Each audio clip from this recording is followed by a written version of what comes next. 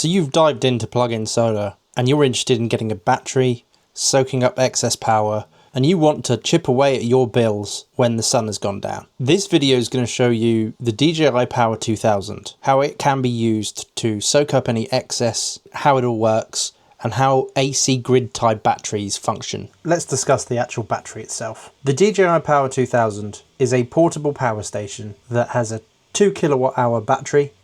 It is capable of outputting 3000 watts via the sockets on the front, so it could power a kettle or some camping equipment, charge your devices when you're out and about. However, that's not what you're probably interested in. What we want to know is how the unit can be used to soak up excess electricity from your microinverters.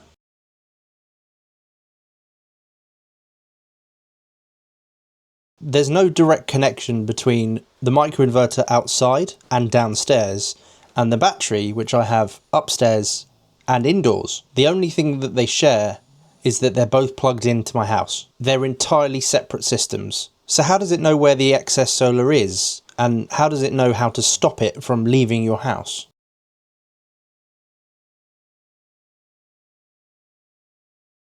Out of the box, this battery isn't very intelligent. You can set up a schedule that it charges and discharges at certain times, and that's all well and good, but that's not what I'm trying to get at with this video. I want to cover the mode that the battery is capable of doing, where it just silently waits for there to be excess energy on your house that's not being used, and to take it before it's given away to the grid for nothing. Imagine you're using the self-schedule mode. You tell it to export 400 watts into your house for the morning, making the cup of tea, the TV's on, etc. You do that, and then when you go to work, it stays outputting 400 watts unless you tell it to otherwise. That excess is probably going to have dropped off, and it will then be leaving your house. You won't be getting paid for it. You'll be losing that excess energy. You need a smart meter. Not this kind of smart meter. This kind of smart meter. I understand it's one of these classic scenarios where different things have been called the same thing and it's incredibly confusing. There's essentially 3 different kinds of smart meters. There's the smart meter in your house that bills you. There's the smart meter which tells you your live consumption. It could be a little screen. That's a smart meter. What I'm proposing here is entirely different. It's a smart meter that has a CT clamp that sits over your incomer for your electricity coming into your house. That CT clamp can measure the rate in which the electricity is coming in or out of your house. There's an electromagnet inside the CT clamp, and that can tell which direction the power is going. So at night, you're in bed, there's no sun anymore, the microinverter is shut down, you'll be pulling power in. The smart meter will be saying, bill this person for this usage, power is going one way. The smart meter with the CT clamp can send live reports to the battery to tell the battery that there is excess running around the house, and to soak it up before it essentially runs away out the door. The battery on its own isn't stupid. It's just blind. Without the smart meter telling it what to do every second or so, it can't react fast enough. Getting a smart meter is a requirement if you're going to go and get a plug-in solar battery. The DJI Power 2000 supports 2 smart meters. The Shelly Pro 3EM, this one, and the one I use, and the Shelly Pro EM50, the alternative option. Both of these are compatible with other systems. If I was to tell you which one to get, the Pro 3EM is the better of the 2. Normally these are installed on your consumer unit, but there is a DIY solution where you can wire it into its own enclosure, wire a plug onto it, and power it without needing to wire it into the consumer unit. Perfectly safe, very easy to do as long as you've done a little bit of plug wiring or that kind of thing. If you're getting into plug-in solar and by the demographics of this channel, the likelihood is you know how to wire a plug. In the description, we've got a blog article that we've written that covers how to install it yourself DIY. It points at all the different parts you need, which smart meters are available, that kind of thing. So check it out after this video.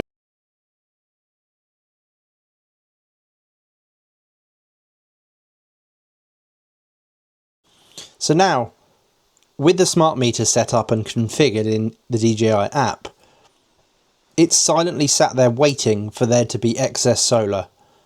When there is, the battery will just start charging. If it was to drop off, the battery will stop charging. It really is that simple. So when the sun's out and my panels are pushing power into the house, it comes in to my house via a socket, runs around the house's ring main, trying to look somewhere to go, somewhere to be used. If I was to turn on the kettle, it would use it all up pretty much immediately, or some other high wattage appliance, it would just use it. But if those things aren't on and your usage is low, it will just escape. It will leave the house, you won't be paid for it. The battery and the smart meter together are constantly watching what your house is doing. Is there power coming in? Is there power going out? If power going out, divert to battery. It's that simple.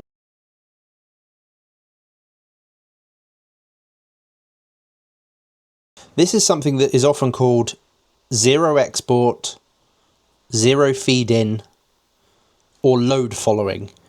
Your house, your battery, smart meter, solar panels are all working in conjunction together to make it so that, according to the energy company, you are using zero power.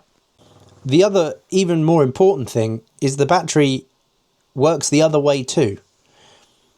If those 400 watts disappear, but you turn on your Xbox, that starts drawing a few hundred watts over what the panels are generating. The battery would start to discharge to meet that shortfall. There's a couple of caveats that you might want to know about this battery unit specifically, and I'll probably get into it in more detail in the long-term review video.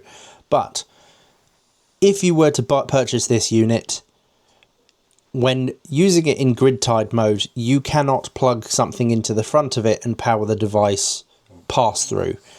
The sockets on the front stop working the moment you activate grid-tied mode. It's worth mentioning. It probably won't put most people off, but you want to find it out before you purchase.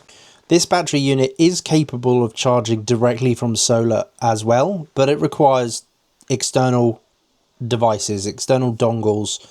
It requires dongles that you need to purchase alongside that go into the proprietary ports on the front of the unit. The proprietary ports are also used for expansion, so you could take this off-grid with some portable solar panels and charge the unit with portable solar panels as well, giving a little bit of extra flexibility.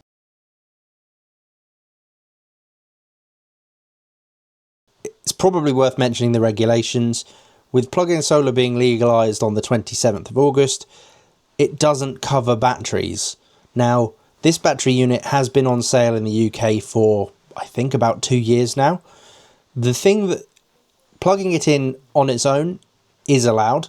Using it as a UPS is allowed. The thing that is in breach of the regulations with this specific unit is in the app activating the setting that turns it to grid tied, which allows it to export power back into your house. You could purchase it, soak up the excess solar during the day, unplug it for use later on at night and use it as a pass-through UPS. That's completely fine. You're allowed to do that. I just thought the regulations would be worth mentioning, because no doubt there'll be someone in the comments saying, but it's not legal yet. When installing it, you need to notify your DNO with a G98 notification saying what the unit is and what it's capable of exporting. Now, we've got a guide on the website of how to do a G98, and we've done the legwork on finding the reference number for this unit. It's on screen now. This video has been more about how it works and that it is capable of doing this, and not if it works well. Is 2 kilowatts enough? Is the 800 watt limit a bit of a bottleneck? All of those things I'm going to cover in the next video, where I do a full review of the DJI Power 2000. I've had the unit for a couple of months now, and I've got enough data to be able to report back on how much money it saved, what kind of timeline it would take to pay back.